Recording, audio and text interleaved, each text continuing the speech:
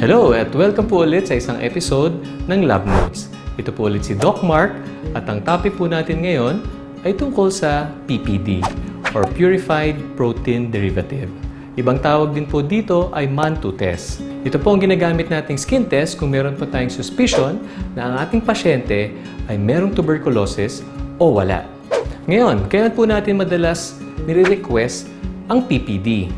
Kung ang pasyente po ay matagal nang inuubo, siya po ay nababawasan ng timbang, siya po ay na-expose sa ibang mga tao na may tuberculosis, o kung siya po ay may HIV or may immunocompromised na kondisyon tulad ng diabetes, asthma, o kaya nagsisteroids, tayo po ay nagpapa-PPD sa kanila.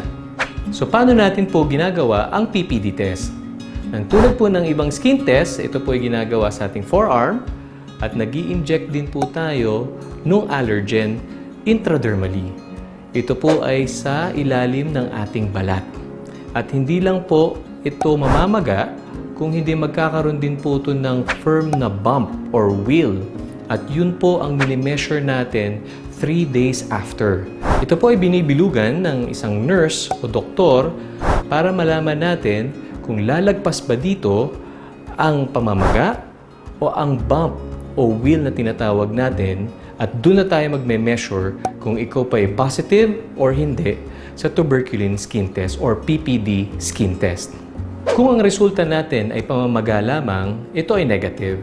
Pero kung meron tong tinatawag natin wheal o yung bump na tinatawag, positive po siya pag more than 5 mm. Pero depende po to kung kayo ay nasa low risk o high risk group. Sino po ba yung mga nasa high risk? Ito po yung pwedeng mga immunocompromised na pasyente. Pwedeng sila po yung may asthma, diabetes, nagsisteroids, sila po yung may HIV, sila po yung exposed sa mga tao na mayroon pong tuberculosis. Ang resulta po nila, pwedeng more than 5 pa lang, positive na.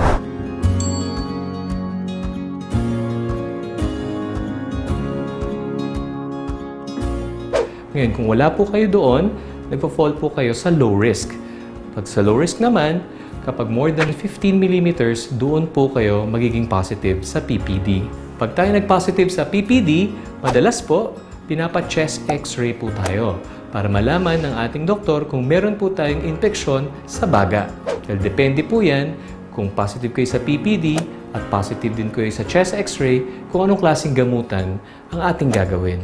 Sana marami kayong natutunan sa episode na ito. Ito ang Lab Notes. Hatid sa inyo ng tamang alaga dahil gusto namin gumaling kayo, aalagaan namin kayo.